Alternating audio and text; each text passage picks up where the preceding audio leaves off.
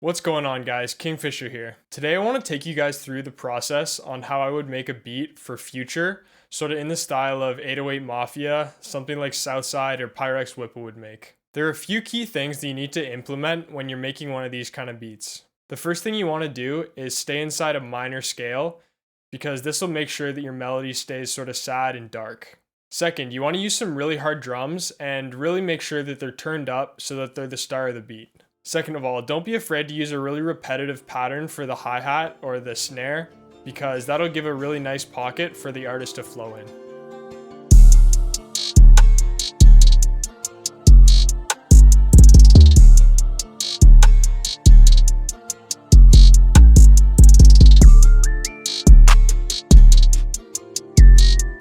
So the first element of the beat that I recorded was my acoustic guitar. I cycled through a progression of 3 chords using a triplet pattern, and I used that progression to build the rest of my melody off of.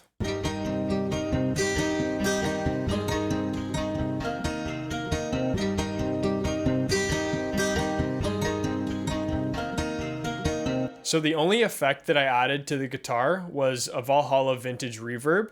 I added this to make it sound more ambient and as if I was recording it in a really large room. The next element that I added was a vocal one-shot that followed the same chord progression as the guitar. I switched up the final chord in the second half of the pattern to add some variation and to make it sound a little bit more spooky.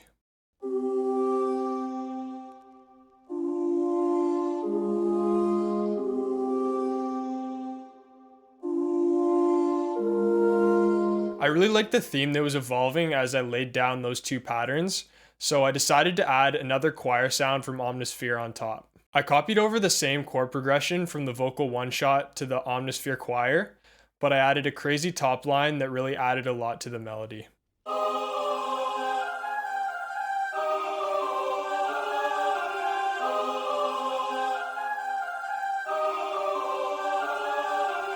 I decided not to add any effects to this choir because I thought it filled out the melody really well and I didn't want to interfere with that. The final thing that I added to the A part of this melody was a really aggressive Moog bass. I thought adding this gave the loop way more energy and made it sound a lot darker.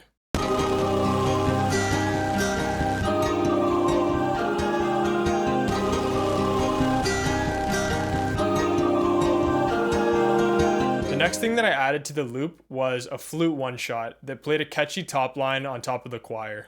All I added to the flute was a Valhalla vintage reverb and an EQ to cut out the harsh frequencies.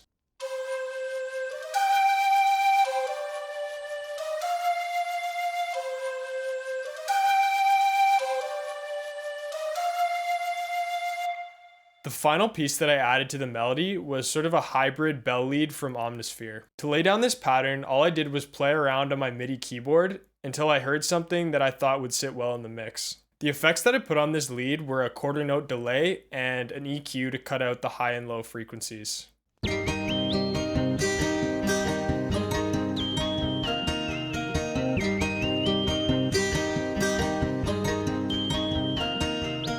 The final thing that I did was arrange the beat into 4 distinct parts. I like to do this with all my melodies because it can serve as inspiration when you're sending out those loops to collaborate with other producers. Finally, I laid out the stems at the end of the loop to give other producers flexibility when they're trying to arrange the beat. Thank you guys so much for watching.